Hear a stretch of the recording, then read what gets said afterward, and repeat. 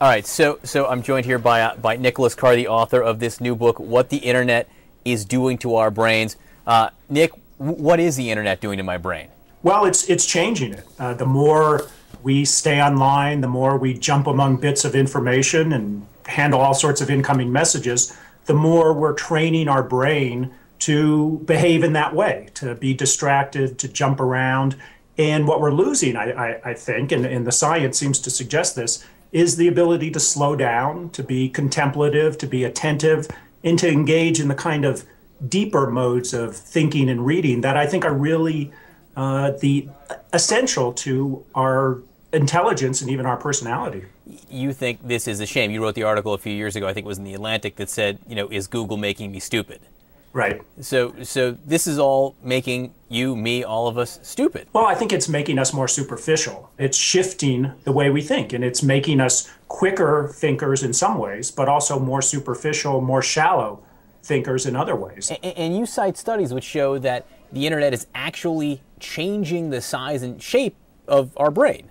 Right. Something neuroscientists and psychologists have discovered in recent decades is that when we use new technologies, new media, they actually influence the very neural circuitry of our brain. So as we shift our habits of mind and spend more time with our iPhones or with our laptops and stuff, and we're really not only training our brains to think in a very distracted, very superficial way, but these changes are being embedded in the actual biological structure of our brains. And we're losing what here exactly?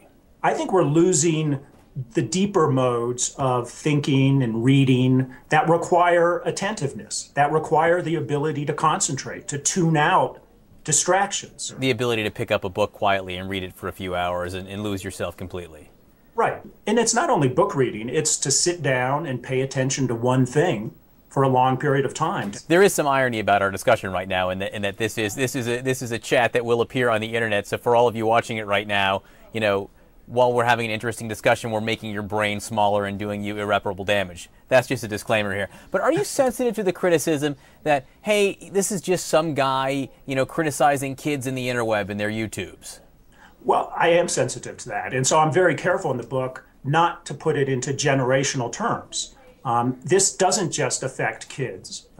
It affects adults. It affects all of us who are spending more and more time with the internet, with smartphones, with BlackBerries, with texting. This is about all of us and how all of us think. You seem like a mature fellow. I mean, and you've done all this research and whatnot. Do you use the internet less now, knowing what you know? I'm trying to. How's that working out for you? It's, one of the themes of the book is that it's very difficult to cut back because it's becoming expected in our work lives, in our social lives, in education that we're more or less always online, that we're always connected. What's the hardest thing to give up? The hardest thing to give up, I think, is those incoming email messages or other types of messages that we're so used to, receiving every few minutes throughout the day. When you cut yourself off from that, you feel sort of isolated. Is there a solution here?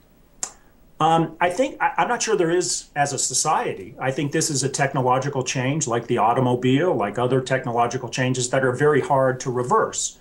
On the other hand, I think each of us as individuals is responsible for the choices we make about how we use or don't use our minds. And so I think each of us should ask hard questions about what we're doing all day and whether, in fact, the balance of our thinking is one that is conducive to getting the most creative, the most contemplative thought, the most introspective thought we can. And I think we're losing that right now. All right, Nick, thank you so much for doing this. And again, Thank you. And I hope people do click on this despite the fact that it will hurt them. As long as they don't click away from it. That's right, exactly. Thanks, Nick.